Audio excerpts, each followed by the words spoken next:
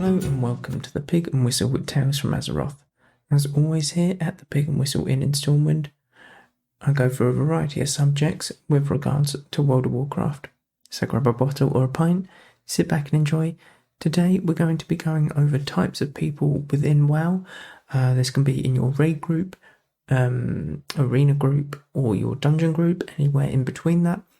But obviously we go over the weekly news, so the world bosses for this week are Arona Monos, Morgeth and Antros. Make sure you head on over there, get your conduits, get your gear and get your anima, that's the word. Don't miss out on them this week. The brawl for this week is Arathi Blizzard.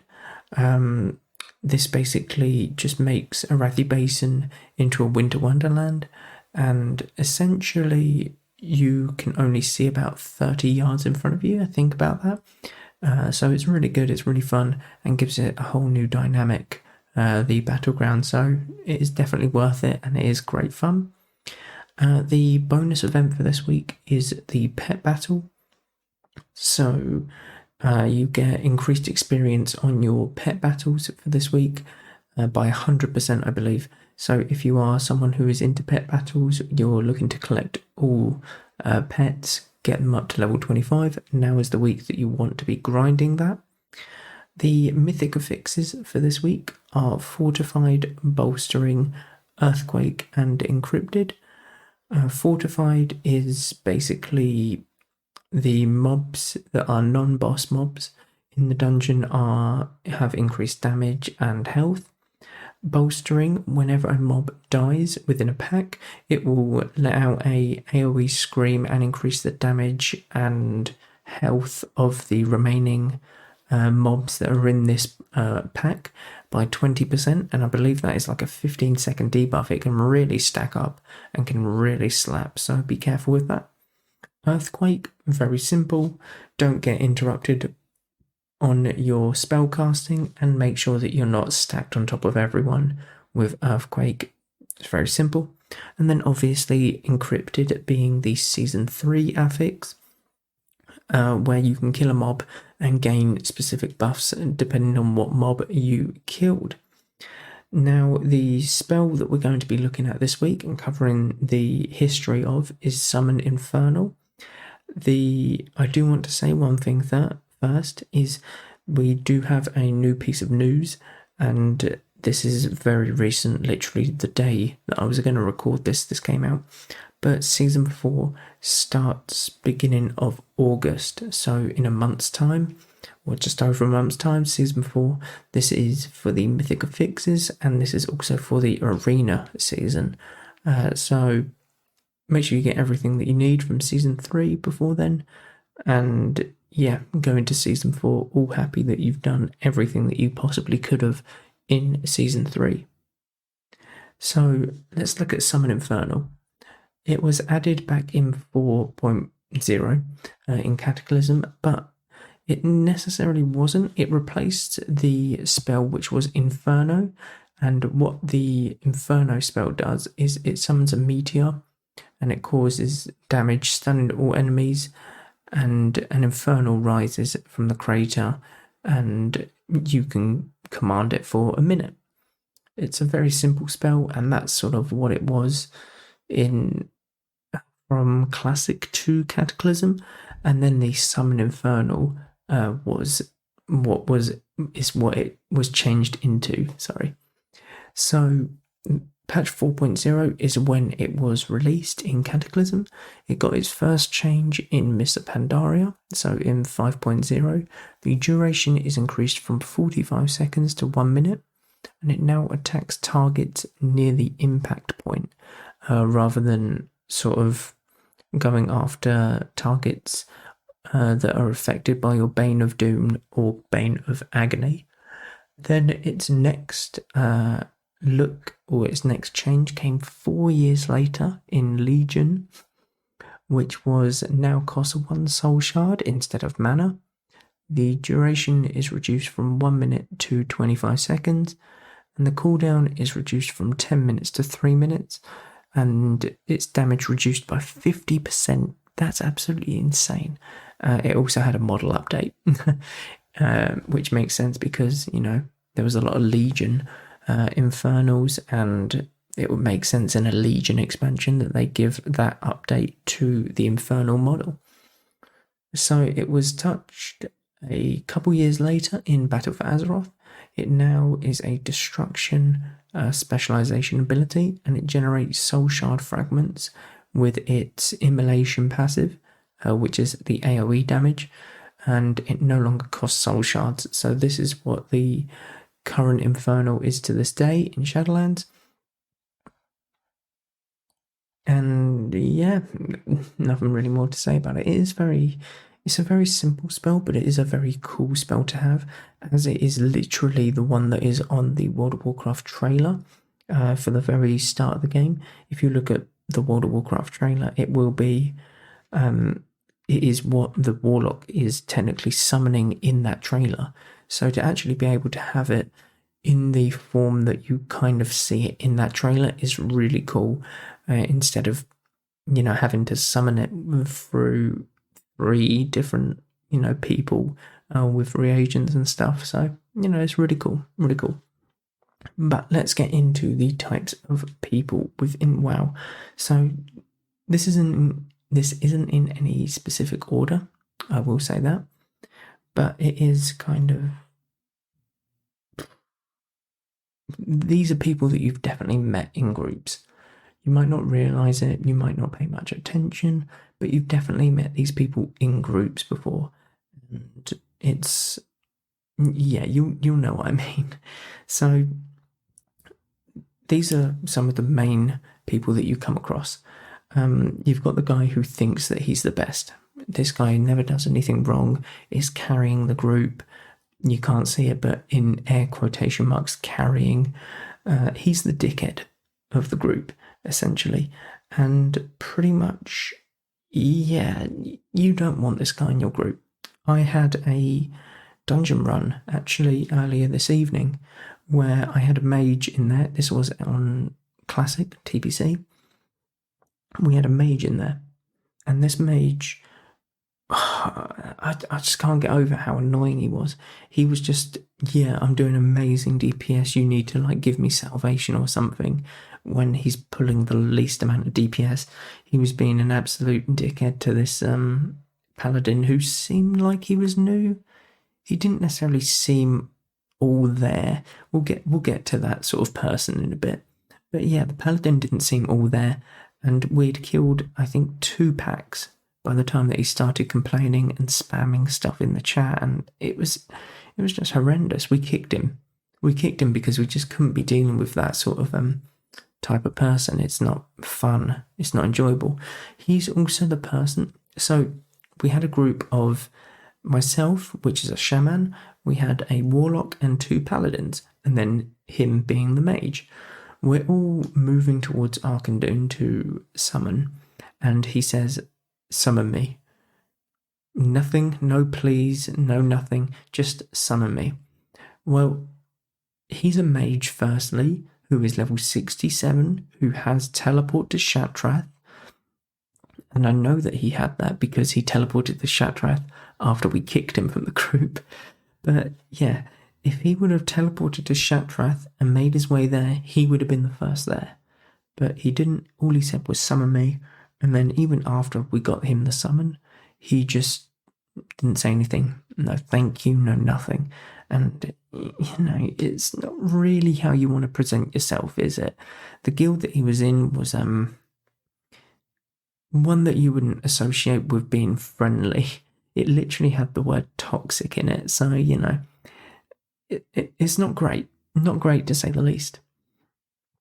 Okay. So the next person that you'll find is the dude who has no clue what is happening whatsoever.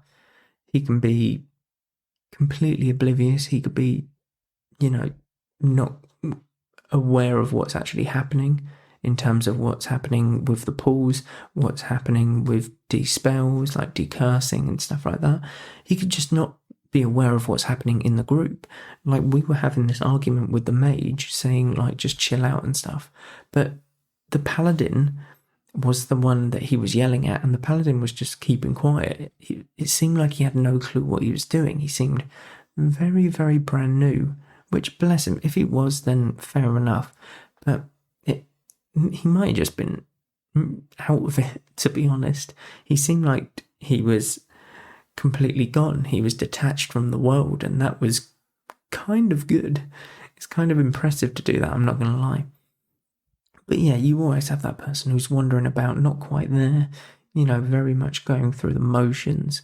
And, I think that that's quite entertaining, to be honest. These are the type of people that I want to aspire to be in dungeon groups, in arena groups and stuff. You just sort of go through the motions, you go through it all, and eventually you finish the dungeon, the raid, the arena, whatever it is. Now, the next one is tough to distinguish, but it is the nice guy. So the nice guy is obviously going to be the one sticking up for people and stuff like that, and just generally trying to get the group to have a good time, have a laugh, and do the dungeon, complete the dungeon, and then see you later, like after it. Nothing too serious, nothing too sketchy about him. He's not trying to lord himself up or over anyone. He's very much just trying to have a fun time with some randomers on a game. It's very simple, and this guy can come in all shapes and sizes. He can come in the form of you wiping a party and it's just, oh, don't worry, it happens. Or, someone could do an amazing play, like an amazing polymorph or amazing heal, a good save or whatever. And it's just, oh, really well done for that, stuff like that. So, this nice guy comes in a lot of different forms, but there are some out there. I will say that they're not as, I forget the word for it. They're not as common as the ones that think they're the best or the dickheads and stuff, but they are out there. They do exist. I have seen some. I will attest to that. Now, this one annoys me the most. The guy who rushes. The guy who's like, all right, come on, pull. Go on, tank, pull. Now, I do have to admit that I am kind of this person. I do kind of get annoyed if a tank is pulling way too slow, like you're full mana and you've been waiting there for just a minute after he's full mana and stuff, and it's kind of like, yeah, okay, it's a bit stupid how slow we're going. This can be sped up a bit more. But the guy who's constantly like, okay, go, or the guy who's constantly pulling more mobs, constantly, it's like, yep, all right, we can go on to the next group when the healers the tanks like a paladin everyone's half HP, stuff like that. The guy who's just constantly pushing the group to the edge, so much so that if they wipe, it will be his fault, but he won't think that it's his fault. He will think that it's the tank's fault for not keeping aggro, or the healer's fault for not healing, stuff like that. So this guy can be a real nuisance, and it's probably best just to avoid this at all costs. You don't usually get these in raids, mainly because raids are a different sort of dynamic as well as arenas. It's quite rare to see some guy rushing in an arena. It's like, yeah, come on, hurry up and queue. Been waiting for a minute. No, these are usually dungeons more than anything. We obviously have the quiet one in the group. So this is a guy who will say absolutely nothing. He'll say absolutely nothing. He'll join. The only thing he will say is "im" to the dungeon post. That's it. And then you won't hear a word from him at all. He might say thank you for a summon, but yeah, that's it. He'll just do his job, and we'll say goodbye at the end. It's the type of dungeon that you want, or the type of people that you want to have if you're having a bad day in WoW. You just want people to get on with it.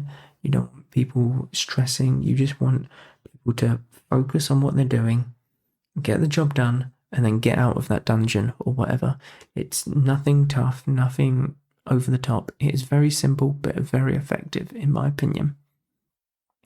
Now, this one kind of goes hand in hand with the quiet one, but the one who's actually carrying the group. So say you have the dickhead in the group, you've got the one that has no clue, you've got that one DPS, that one tank, that one healer who's really turned on to the group and really attuned to everything that's happening in the dungeon, and he's really just going all out. He's doing amazing crowd control, he's healing, absolutely insanely. He's doing damage at the same time. He's tanking to the best of his abilities. He's doing a lot of CC again.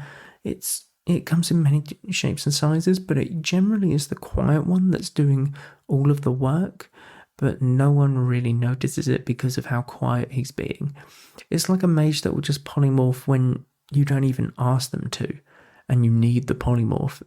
You know, it's one of them things, it comes with game sense, I think, more than anything. It's like, oh shit, we're in trouble, we need something here to save us, and that'll be a mage or a blind or something from a rogue.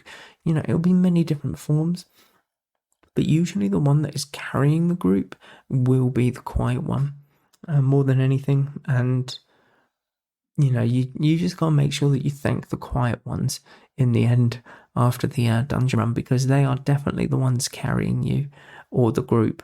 If you have the other sort of types in your group, like the dickheads, the one that has no clue or is just going through the motions, you know, the guy who's rushing everything. The nice guy, again, really does help the group, but the quiet one is the one carrying the group. The nice one's keeping the group together, and the quiet one is carrying it, in a sense, I guess. And the last one that I could really think of was the child of the group. I don't really know how to explain this, but I'm going to give it my best shot. So when I was raiding in Classic, even retail at the start of Shadowlands, we had a couple people who, they were kind of going through the motions. They had no clue what was happening, and they would be goofing around most of the time, which I was all for, to be honest. I think it was great fun, because having 4-hour raid days, it just grinded on you, man. It was absolutely awful. So to have these different types of personalities in there, it made it a lot more worthwhile. These can be found in retail as well, but different forms. So the child in the I forgot, the classic raids, he was very much a playful soul. It was a different change of pace. Whereas the child in the early stages of Shadowlands that I did the raiding with, it was very much a kicking and screaming child, where it's like you've taken their favourite toy away and they're just there to cry and complain about it and stuff like that. You know, it isn't fun, it isn't great. But yeah, there's definitely different types of the child behaviour, I would say, and the second one is definitely not the fun one. The first one is, and you need that in a raid, you need that in an arena, a dungeon group, because it lightens the mood, the first one. The second one, I'd very much recommend kicking, and they're on the same sort of level as the dickheads, to be honest. But thank you all very much for listening. Sorry this one will be a bit short. Next week we'll be back to normal. I'll be back to my own place, and it will be a lot easier to get everything done that I needed. But once again, thank you all very much for listening. Go with Valorfriend, and I forgot to say, go check out all the social medias. Go check out the YouTube, Twitch, absolutely everything down in the description. It's all down there. Once again, go with Valorfriend. Goodbye all.